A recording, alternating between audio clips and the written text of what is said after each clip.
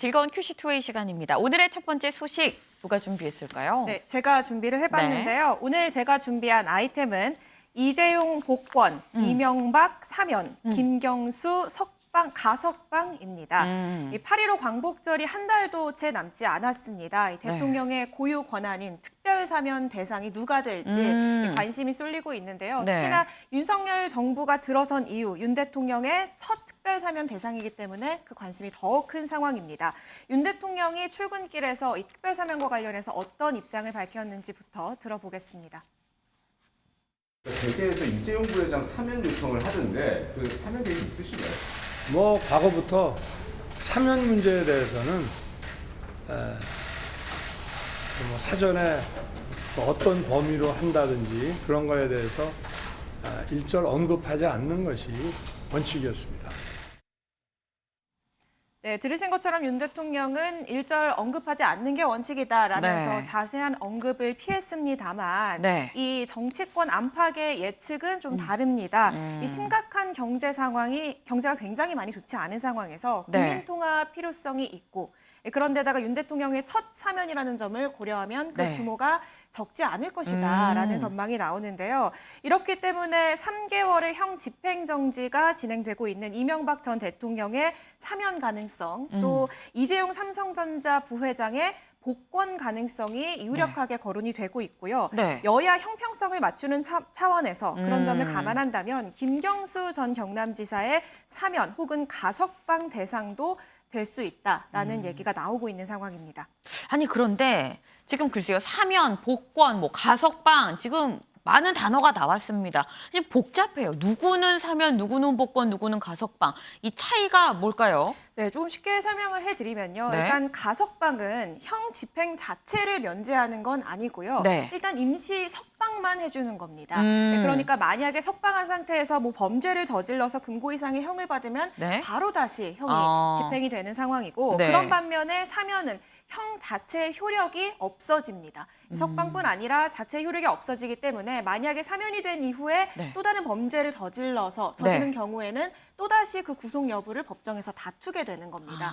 그런 반면에 이제 복권은 더 넓은 범위의 사면과 같은데요. 사면이라고 보면 되는데 거기에서 형 선고로 인해서 상실된 자격이나 권리가 있을 경우 이 자격과 권리까지 복원시키는 경우 사면보다 조금 더 큰 범위의 사면이라고 보면 되겠죠. 그런 경우에 해당됩니다. 네, 지금 유호정 기자가 설명을 잘해줬습니다. 일단 쉽게 생각하면 그런 것 같아요. 복권, 사면, 가석방 순으로 좀 더 자유가 많이 주어진다라고 좀 볼 수가 있을 것 같은데 공통점이 있다면 어쨌거나 이 세 가지 다 밖에 나와서 일상생활을 할 수 있다는 거 아니겠습니까? 네, 맞습니다. 근데 아니 이재용 부회장은 이미 가석방이에요. 이미 일상생활을 나와서 하고 있거든요.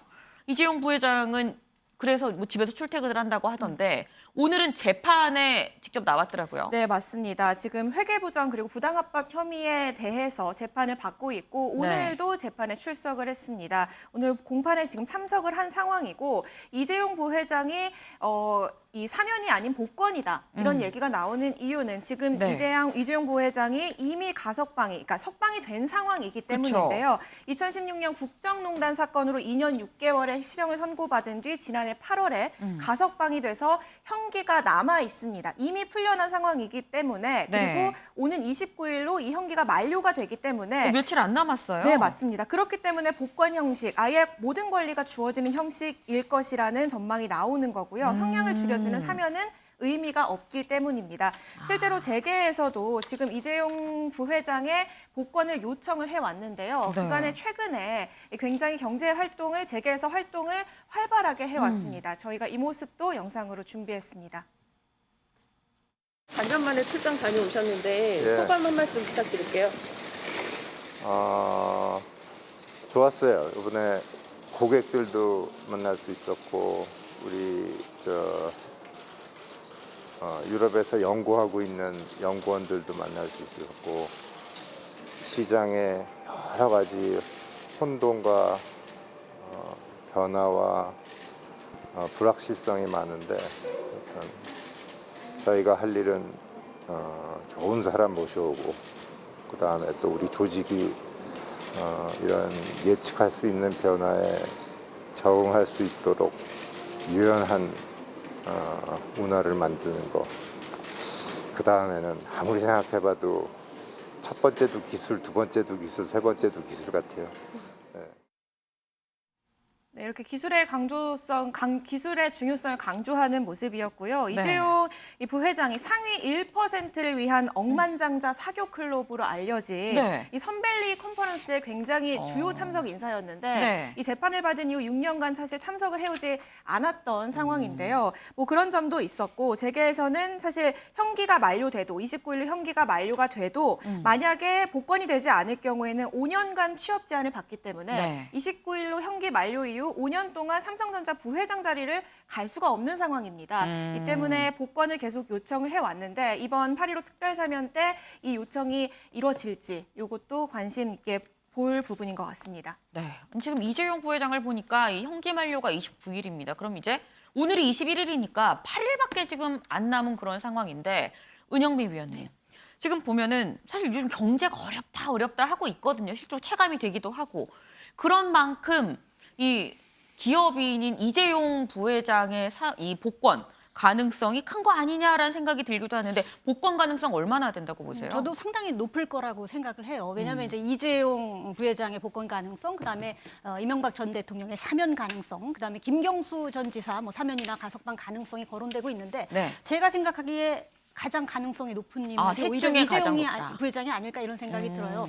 물론 경제계에서 복권을 요구하는 목소리가 높기도 하지만 실제로 지난해 8월 그때도 이제 사면 얘기가 많이 나왔는데 가석방이라는 것으로 결정이 났거든요. 그런데 의외로 우리나라 국민들이 재벌 사면에 대해서 부정적 여론도 있지만 이재용 부회장 사면에 대해서는 여론이 괜찮았어요. 상당히 한 70% 안팎으로 사면을 해줘야 된다. 당시에 가석방 당시에 그런 여론이 있었던 것으로 알고 있는데 그만큼 이제 경제 상황이 안 좋기 때문이 아닌가. 그러니까 이재용 삼성전자 특히 반도체 지금 경제 안보 시대에 삼성전자가 우리 그 경제의 천병 역할을 하고 있지 않습니까? 그래서 이재용 부회장의 역할을 좀 주문하는 그런 상황인 것 같은데요. 그래서 앞서 이제 유호정 기자가 얘기했지만 지금 이미 형기는 29일이면 만료가 되지만 특정 경제 가중 처벌법상 5년 동안 취업 제한 규정에 묶였기 때문에 삼성전자 부회장이라는 직함으로 활동을 할 수가 없어요. 그렇게 되면은 어떻게 되냐면은 아무래도 물론 해외 출장도 가고 뭐 많이 합니다만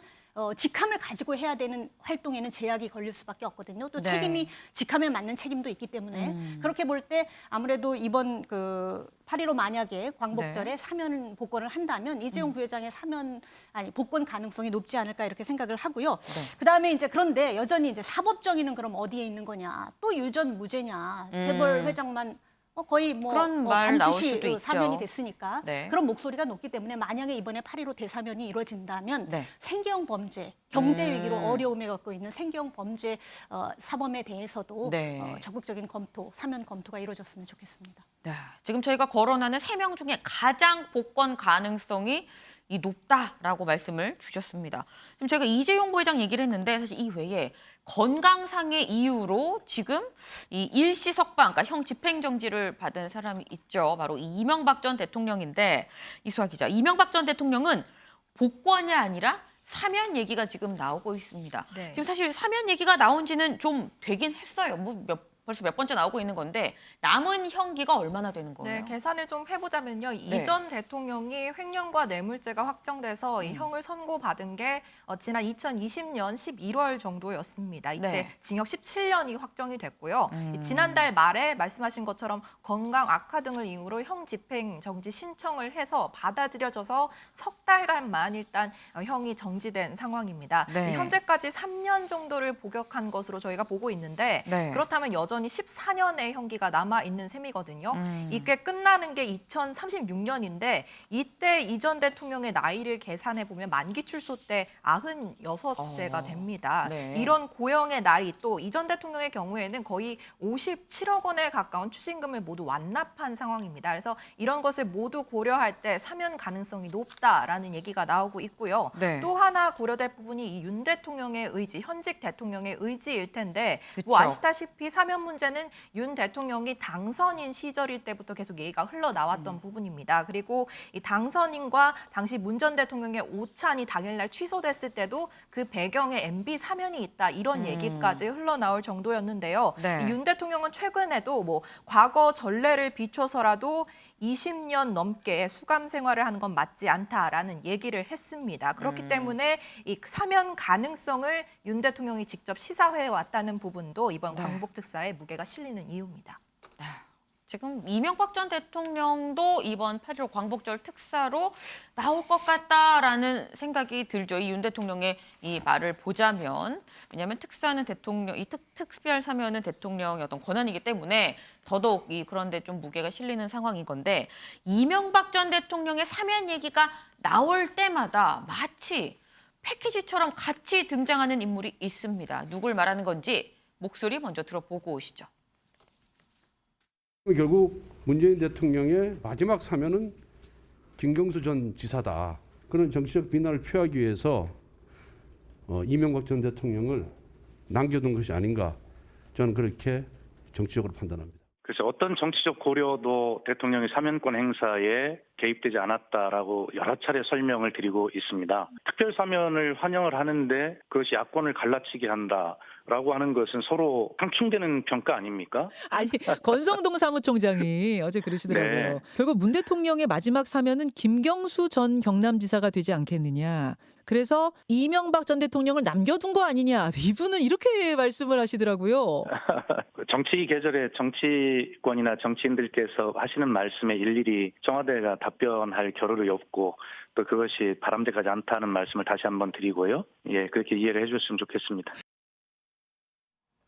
네, 이명박 전 대통령 사면 얘기랑 항상 거의 같이 등장을 하는 사람 바로 김경수 전 경남지사입니다. 왜냐하면 사실 이명박 전 대통령을 사면을 해주게 되면 어떻게 보면 형평성 측면에서 정치인 중에 보수 말고 그럼 진보 쪽도 이 한 명을 꼽으라면 이 진보 쪽에서 한 명을 꼽으라면 김경수 전 경남지사 아니겠느냐라는 얘기가 나오고 있기 때문인 것 같은데 이호정 기자, 실제로 김경수 전 경남지사는 분위기가 좀 어때요? 네, 현재 자녀 형기가 얼마인지가 중요한데요. 네. 일단 징역 2년이 확정돼서 수감 중인데 만약에 형기를 다 살고 나오면 네. 2023년 5월에 만기 출소 예정입니다. 네. 그러니까 자녀 형기가 40% 이상 남은 상황이기 때문에 사면은 어렵지 않겠냐라는 이런 관측이 나오고요. 네. 그 대신에 가석방 가능성이 거론되고 있는 이유도 이 자녀 형기에 남아 있습니다. 일단 7월 가석방 대상에선 제외됐다라는 얘기가 나오고 있는데 네. 다만 어쨌든 만약에 석방이 되면 특별사면 대상으로 8월 특별사면 대상으로 거론이 네. 됐기 때문에 7월 가석방 대상에서 제외된 것은 사실 큰 의미가 없다라는 얘기가 나오고 있고요. 네. 여전히 8월 특별사면에 가석방 대상자에 오를 가능성은 남아 있는 상황입니다. 이 김경수 지사가 사면이 되느냐, 가석방이 되느냐에 네. 따라서 야권의 이 대선 그리고 다음 국회의원 선거의 지형이 바뀔 수 있기 때문에 굉장히 정치권에서도 주목하고 있는 상황인데요. 네. 만약에 가석방이 된다면 네. 앞서 설명했지만 정말 단순히 이 형기를 잠깐 풀어주는 것이기 때문에 네. 2024년 국회의원 선거에 출마를 할 수 없습니다. 네. 그런데 만약에 사면이 될 경우에는 이 국회의원 선거가 출마할 수 있기 때문에 출마가 가능하기 때문에 네. 2024년 경남 지역에서 이 친문의 구심적 역할을 할 수 있다라는 기대감이 야권에서 나오고 있는 상황인데요. 네. 때문에 여권 그리고 대통령실에서는 고도의 정치적 계산을 할 것으로 보입니다. 네. 지금 가석방과 사면, 가석방이 되면 국회의원 선거에 못 나오고요. 총선에 못 나오고 이 사면이 된다고 하면 선거에 나올 수 있는 상황입니다. 김성환 의원님, 김경수 전 지사를 뭐 사면 혹은 가석방 뭐가 됐든지 간에 한다면 이거는 어떤 야당에 대한 협치 카드로 이게 쓸 수 있다는 얘기가 나오거든요. 가석방 가능성 어떻게 보세요? 가석방 가능성이 없지는 않은 것 같아요. 지금 네. 얘기 나오는 거 보니까 네. 일단 군불대기를 시작하고 있구나 이런 생각을 해요. 그러니까 이명박 전 대통령 사면 얘기도 나오고 있고요. 네. 이재용 부회장 복권 얘기가 나오는 것도 아마 그런 연장선이라고 생각하거든요. 근데 앞서 적절하게 지적해 주신 것처럼 정치적 득실, 그러니까 뭐가 이득이고 뭐가 손해가 될까 지금 열심히 주판화를 튕기고 있는 거 아닌가 싶어요. 네. 예를 들어서요. 김경수 전 지사를 최소한 가석방 정도라도 하지 않을 경우에는 네. 이건 뭐냐 이런 사면은 일방적으로 하고 싶은 사람만 사면한 거 아니냐 뭐 이런 반발 여론이 일 수 있지 않겠습니까? 네. 근데 완전히 이 특별 사면 복권까지 다 해준다. 그러면은 지지층이 뭐냐 이거 봐주게 하는 거 아니냐. 네. 지지층이 또 반발할 수 있잖아요. 네. 그러니까 어중간하게 적절하게 타협선을 선택하는 게 가석방이 아닐까 그런 생각이 들어요. 네. 그러니까 안 해줬을 때 손해가 더 크게 날 때는 네. 해줬을 때 조금 얻더라도 해주는 게 차라리 낫다. 이렇게 판단할 가능성이 더 높지 않을까 생각합니다. 네, 아마도 가석방 가능성이 좀 있는 것 같다라는 말씀을 주셨습니다. 지금 저희가 이명박 전 대통령, 이재용 삼성전자 부회장 그리고 김경수 전 경남지사 얘기까지 좀 다뤄봤습니다. 그런데 지금 이런 상황에서 박지원 전 국정원장이 한 사람을 더 언급을 했습니다. 누굴 얘기했는지 직접 들어보시죠. 윤석열 대통령께서 취임했기 때문에 과감하게 폭넓게 사면을 해서 국민 통합으로 가는 것이 좋다고 생각합니다. 당연히 이명박 대통령 물론 이재용 부회장, 네. 김경수 지사 등 포함시켜야 된다고 생각합니다. 누가 좀 더 들어갔으면 좋겠다는 제안도 있으십니까? 정경심 교수도 검토를 했으면 좋겠습니다. 좀 찬반 논란이 거세진 않겠습니까? 수감돼서 살고 있는데 예. 건강도 그렇고 상당한 수감 생활을 했기 때문에 용서해 주는 것이 좋지 않을까 저는 그렇게 생각합니다. 네, 이 정경심 교수를 얘기를 했습니다. 은영미 위원님. 네. 정경심 교수가 포함될 가능성은 얼마나 될까요? 저는 별로 없다고 보고요. 그리고 실제로 그 사면 효과도 별로 없을 것 같아요. 일단은 조국 전 장관 재판이 지금 진행 중이잖아요. 물론 네. 똑같은 재판은 아니지만 비슷한 관련 재판인데 정경심 교수 지금 4년 징역형 받고 수감돼 있는데 관련 재판이 진행 중인데 사면을 한다? 이건 얘기도 안 되는 거고 그건 네. 사법 정의를 훼손하는 일이죠. 그래서 일단은 그런 측면에서도 안 될 거고 그다음에 조국 사태는 일단은 민주당이 선거에 패배했을 때마다 반성문 쓸 때마다 나왔던 얘기예요. 물론 이제 여전히 그럼에도 불구하고 물론 조국 강을 건너느냐 안 건너냐 네. 가지고 매번 선거 뒤마다 반성할 때마다 갑론을박하잖아요. 그럼에도 불구하고 조국 전 장관에 대한 지지층이 있는 건 사실입니다. 강성 지지층을 중심으로. 네. 하지만 여권에서도 강을 건너야 한다고 하는 마당에 일부 그 지지층을 위해서 사면을 해야 한다는 것 자체가 저는 어불성설이라고 생각을 하고요. 또 윤석열 대통령 입장에서도 네. 검찰총장 당시에 조국 수사를 기점으로 해서 여권과 갈라섰거든요. 그리고 자신의 측근들, 그다음에 특수통 측근 검사들이 줄줄이 좌천된 것도 조국 수사를 기점으로 그런 일이 벌어졌는데 더구나 네. 윤석열 대통령이 당시에 검찰총장을 사퇴하고 대통령에 나서게 된 계기도 그런 내로남불을 극복하고 공정과 상식을 회복하겠다라는 그런 어떤 이유가 되기도 했던 사건인데 네. 정경심 전 교수를 사면하겠습니까? 이건 뭐 얘기도 안 되는 건데 어떻게 보면 박지원 전 국정원장 입장에서는 네. 그래도 골수 지지층 사이에서 민주당의 골수 지지층 사이에서는 네. 뭐 그 당시에 관행 아니었냐 이런 목소리도 있고 그러니 정경심 교수를 사면하자 이런 목소리가 있으니 그 층을 끌어안는다는 측면에서 하는 게 어떻겠느냐라는 얘기를 하는 것 같긴 하는데 네. 저는 별로 가능성 없는 얘기라고 생각합니다. 네, 지금 은 의원님 가능성이 없는 얘기라고 일단 주셨는데 그렇다면 김성환 의원님 사실 저희가 앞서 얘기한 세 사람이랑 비교를 했을 때 정경심 교수는 사실 대상에 포함되기가 굉장히 낮다라는 생각을 아마 많이들 하실 것 같긴 해요. 근데 박지원 전 원장이 정치구단인데 모르지 않았을 거거든요. 그럼에도 불구하고 꺼낸 이유는 뭘까요? 정치 구단이니까요. 그러니까 정치 공학적으로 판단할 네. 때 더 효과가 크다는 걸 알고 있기 때문에 얘기하는 겁니다. 어떤 효과를 말씀하시는 거죠? 우리 지금 거론한 사람들 전부 다 사면 다 예상하고 있는 거 아니에요? 복권 예상하고 있잖아요. 생각하지 못했던 사람을 할 때 사람들한테 뒤통수를 딱 때리면서 이건 뭐지? 이런 생각을 하게 만들잖아요. 네. 그럼 윤석열 대통령이 뭔가 과거와 화해한다. 그리고 통합을 지향한다고 할 때 그런 점들을 가장 선명하게 드러내 줄 수 있는 방법이 뭐가 있을까요? 이명박 전 대통령일까요? 윤 대통령 주변에 MB계 사람들이 많은데 당연히 그런 얘기 할 수 있는 거 아니야? 라고 얘기할 거고요. 네. 한덕수 국무총리가 경제인 사면 얘기 언급했기 때문에 이재용 부회장은 복권될 가능성이 굉장히 높다. 다 생각하는 거 아니에요. 네. 근데 정경심 교수는 윤석열 대통령 입장에서 이른바 이제 조국 사태와 연결돼 있잖아요. 윤 대통령한테 조국 사태는 일종의 계륵 같은 존재예요. 그러니까 조국 사태는 검찰총장으로서 수사 지휘해서 일종의 정치 개입을 했다고 하는 여러 가지 논란에 휩싸이게 만들었던 사건이기도 하고요. 네. 정반대로는 지금의 윤석열 대통령을 만들어준 사건이기도 한 거예요. 그때부터 존재감이 부각되기 시작했잖아요. 네. 그러니까 윤 대통령 입장에서는 손해도 있지만 이득도 됐었던 사건이었단 말이에요. 근데 윤 대통령한테 가장 반발하는 세력이 제가 볼 때는 조국 전 장관 지지 세력이거든요. 네. 정경심 교수 사면했으면 좋겠다고 하는 세력이란 말이에요. 윤 대통령 입장에서 그러면 과거 나 화해할게. 그리고 새로운 정치, 앞으로 가는 정치, 미래로 갈 거야 나는. 이런 거 보여줄 수 있는 제일 적합한 카드가 될 수도 있다는 겁니다. 근데 사법 정의를 훼손한다? 다른 사람 사면하는 건 사법 정의 훼손하는 거 아니에요? 똑같잖아요, 그거는. 대통령의 고도의 정치적 판단을 할 수밖에 없는 거라는 겁니다, 사면 복권은. 그럼 정경심 교수까지 포함하게 된다면 아마 그런 의미에서는 이해 득실로 따졌을 때는 이득이 조금 더 크다, 저는 그렇게 생각합니다. 가능성은 낮지만 빈틈을 노렸다라는 말씀으로 해석을 할 수 있을 것 같아요.